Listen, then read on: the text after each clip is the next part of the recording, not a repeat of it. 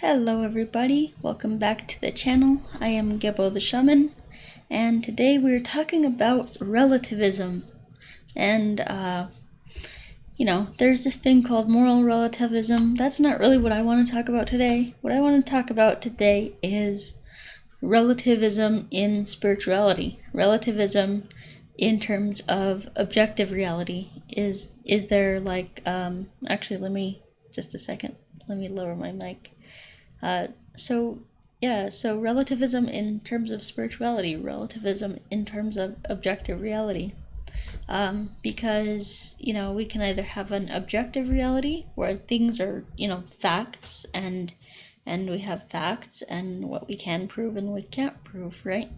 So we have that, and then we have the relativism or subjective reality where something is true for you but not for me, that kind of thing. It really puts us in a bad state when we all just want to cling to our own truths instead of discovering what objective truth is. And so this is why I'm a shaman. This is why I practice shamanism, because back, hundreds, thousands, tens of thousands, millions of years ago, I don't know, back to the first humans, when the first humans existed, they needed practical things that they could do to get, to sustain their lives. If they didn't find out, where the buffalo were headed, or where the animals were headed, where the water holes were, there's certain things that they needed.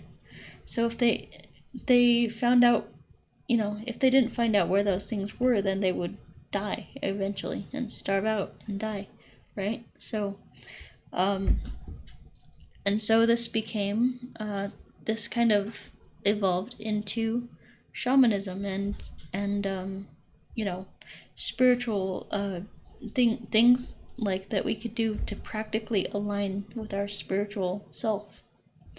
So I want to talk about that. So before we get into that, though, I'm just going to show you guys a really quick, it's a 4-minute video, and it's really, really good. So it's really important to listen to what this man is saying. He's a professor. He knows what he's talking about, and I fully, agree with him. And so let's take a look at what he has to say. I'm going to mute my mic, and we'll have a little bit of delay between that video and this, so just bear with me. So here we go. All right. Well, the consequence of relativism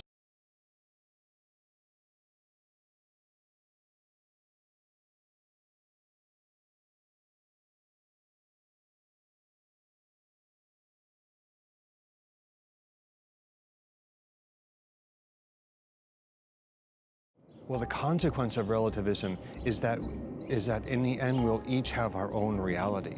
I have my reality, you have your reality. What objective truth says is that there's one you, there's one reality. And truth for me and truth for you are bound to that same reality. And if that's not the case, if we each have our own truth, and therefore we each have our own reality, the consequence of that is that ultimately communication itself becomes impossible. If our words don't have some kind of fixed meaning, then communication becomes impossible. And in fact, we each live in our own worlds, isolated in our own world, not even really able to communicate. In the classical understanding, there's reality. And reality is the measure of truth for me, and the very same reality is the measure of truth for you. How are we going to decide on a meaning of something? If reality doesn't determine the meaning, and we each have our own truths, well then what's the only possibility? If we're going to decide on a meaning, then either I have to make you yield to my meaning, or you have to make me yield to your meaning. There's no arbiter that stands outside of both of us, to which we both have to submit. Either I submit to you, or you submit to me. And there's no way out. There's no way out of that. I think that's why Sartre, in a play entitled No Exit, No Way Out, ends with the famous statement that hell is other people. And if we're all defining our own reality, if truth is relative to each of us, well then, what do we do when we confront the other? We have to make that other yield to our vision of truth, to our vision of reality. But the other's going to do the same to us. And so we're going to be locked in this conflict with the other. Whose vision will win? Whose vision will prevail? And so intimacy becomes impossible. In the realm of intimacy, the realm of interpersonal intimacy becomes a battleground. It's the battle of the gods, because we're each creating our own universe. We're each creating our own cosmos. And whose cosmos will be the prevailing cosmos? Well, the one who has more power, the one who has the power to make the other yield. It's kind of ironic because it can seem that relativism can provide a way in which, hey, well, we can all just get along because, hey, I got my truth, you got your truth. And maybe as long as we can stay as far apart from each other as possible, each dwelling in our own universes, such that our universes kind of collide as little as possible, kind of like as atomistically separated as possible, well then maybe we can avoid conflict. We can avoid the inevitable conflict of determining whose universe will be the prevailing universe. But that's a system that's predicated upon isolation, that's predicated upon the greatest possible separation of each individual little god. And that's just it's a devastating vision of the human person, because it precisely goes against our deepest instinct, which is our deepest instinct, in fact, for intimacy and for communion. You're not going to be able to have true communion unless you can have a common language, and the only source of that common language is going to be a common reality that you share, not as a god of that reality, but as a receiver of that reality. Both, as I said before, both equally subject to reality, not each creating our own reality, but equally sharing in that which is given to us.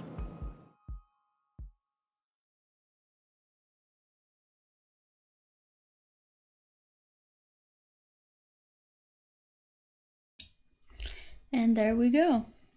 Yeah, so,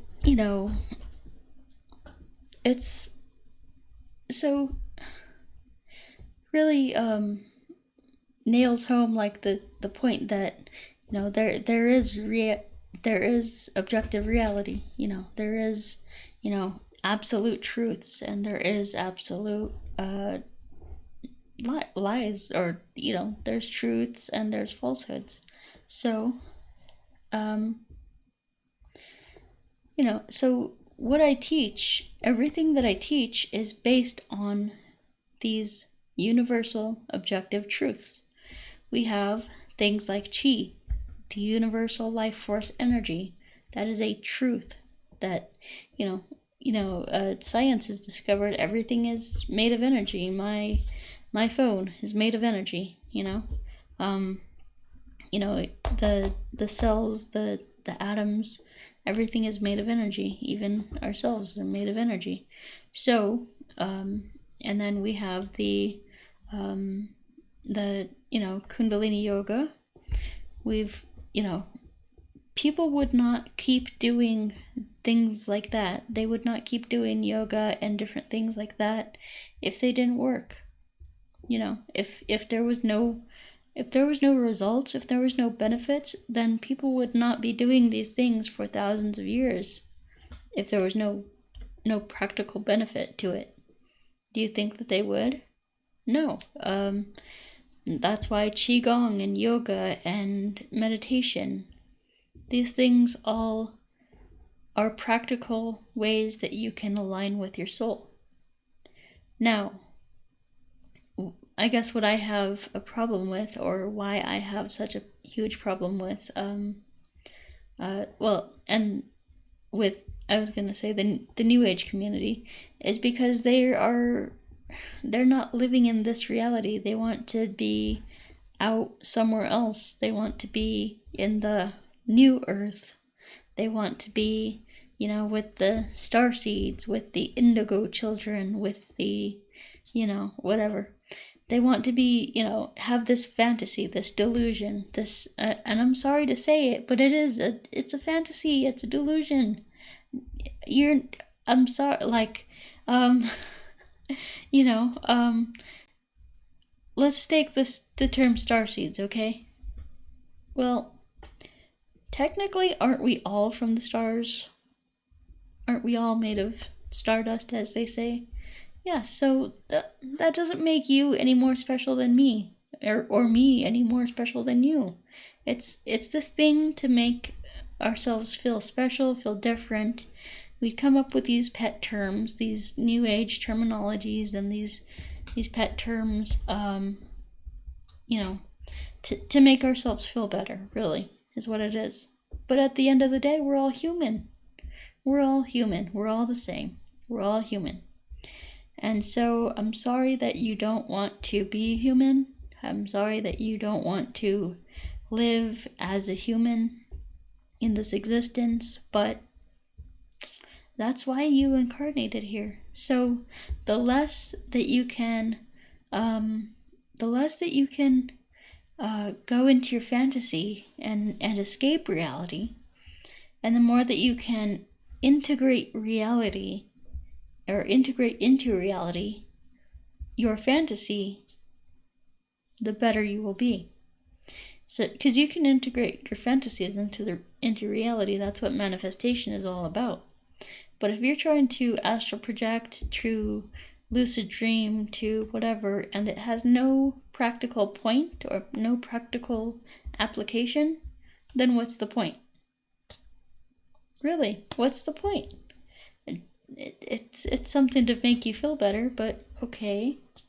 Like, I don't know, guys. It's this this attitude of what's true for me is not true. Like, what's your truth is different than my truth, and whatever. It's a very slippery slope, and it creates disharmony and disunion instead of communion. It puts everyone in their own little box, in their own little sphere, where they can, feel special because they're telling themselves their reality is something special, but really, they're just delusional. And I'm here to give you guys the bitter medicine, but it's true. You got to find what's true in objective reality. You've got to reality test stuff. If you are getting downloads, if you're getting, contact from extraterrestrials or beings of light or whatever, you've got to ask yourself, okay, what practical application does that have? How can I practically use that in my life? Because if it can't be practically used and applied and grounded into reality, then there is no point to it. It's just, it might make you feel better. That's it. And so I would rather, do things that align with objective reality, like Qigong, like Kundalini Yoga, like my life coaching services that I offer. That's all going to ground you into reality. The Vedic astrology. People think that astrology is a bunch of BS because they don't understand it. Well, it's actually a science of energy, because people have been studying this for thousands of years, and they've determined that when certain planets are in certain signs, they do certain things, they have certain effects, and this, through the process of documentation and research and living life in an awareness of what's going on in the solar system. That's how they've developed that knowledge that planets do certain things when they're in certain signs. That, but then again, I mean, that's practical, because you could say, oh well, if Jupiter is in, if Jupiter is in Sagittarius, then we're going to have an expansion of spiritual people, spiritual things happening, spiritual teachings. There's going to be spiritual teachers that rise and whatever. So, I mean, so this is all helpful. It's all practical, unless you make it, not practical. So it can help you. It, looking at astrology can tell you what you're about to go through or what you're about to face. Some kind of, it's kind of like divination. Where you're, same thing with divination. Divination is just a system of, telling you, giving you a picture of the energies that surround you. So, yeah, it's, so, I mean, but these are all helpful things that can help you, as long as they're in balance, and as long as you are, living in accordance with your soul, because that's what everything is about, is, making, getting you into alignment with your soul. And so how can we be in alignment with our soul when we're not even in alignment with objective reality? I'll leave you with that. Alright guys, so until next time, check out these links and let me know how you like them. Yeah, because when you do those practices, you'll begin to align with your soul, not only your soul, but objective reality too. So it's a really powerful, thing to get into. Alright guys, so until next time, what was my outro? Think with your heart, feel with your heart, and stay out of your mind, something like that. So yeah. Until next time, my channel is all about practicality and practical approaches to reality. So yeah. Until next time, peace.